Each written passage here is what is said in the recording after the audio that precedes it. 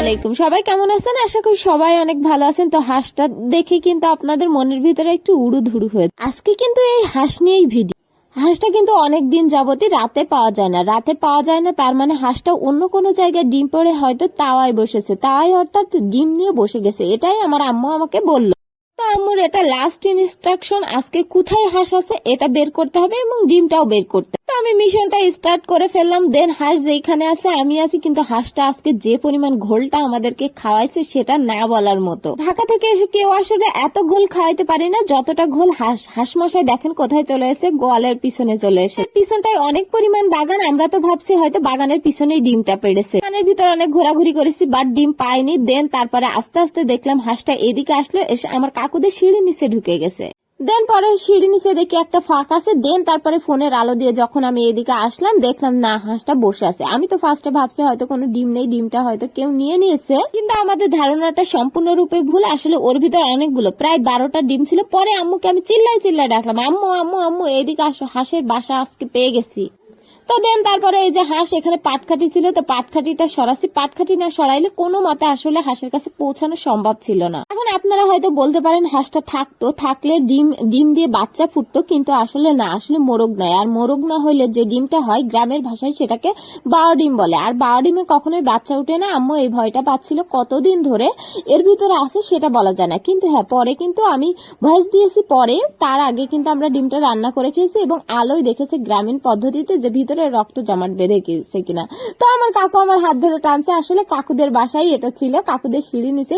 কাকু বলে ডিমগুলো সব আমরা নিয়ে নেবো সব, এর আগে ডিমের খুনি পেয়েছি, এরকম অনেক মজা করছিল। কাকু আমার হাত ধরে অনেক টানাটানি করছে, আমি তো যাইনি, জাস্ট এটা আমাদের ফান ছিল। কাকু হাত ধরে টানাটানি করতে গিয়ে কিন্তু কাকুর হাতটা ছুলে গেছে। পরে আমি ভায়োডিন দিয়ে দিয়েছি। দেন আম্মু আসলো, আম্মু এসে কাকি বললো যে কোনো কিছু একটা দিয়ে আস্তে আস্তে করে ডিমটা বের করতে হবে।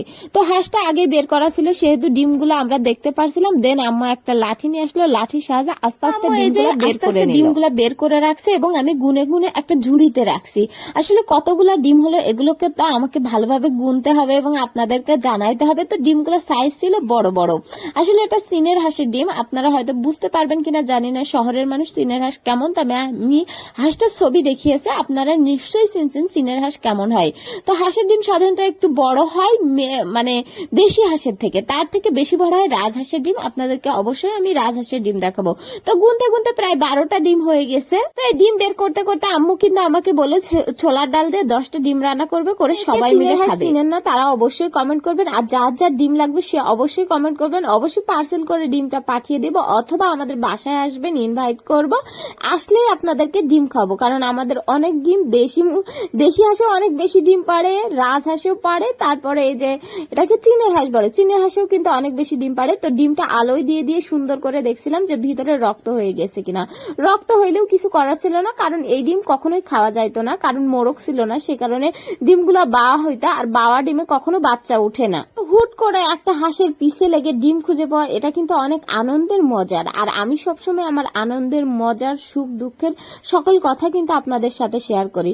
তো কার কার এরকম হুট করে একটা হাঁসের পিছে লেগে ডিম সংগ্রহ করতে ভালো লাগে সে কিন্তু আমাকে লাইক কমেন্ট করে জানাবেন, এবং আমি দেখবো যে না আমার মতো কার কার। আমার ভিতরে কিন্তু অনেক বেশি এক্সাইটমেন্ট কাজ করছিল যখন আমি হাঁসটা খুঁজছিলাম। তো আমার ভাইটা, এই যে ছোট্ট কুটি ভাইটা, একটা ডিম নিয়ে নিয়েছে।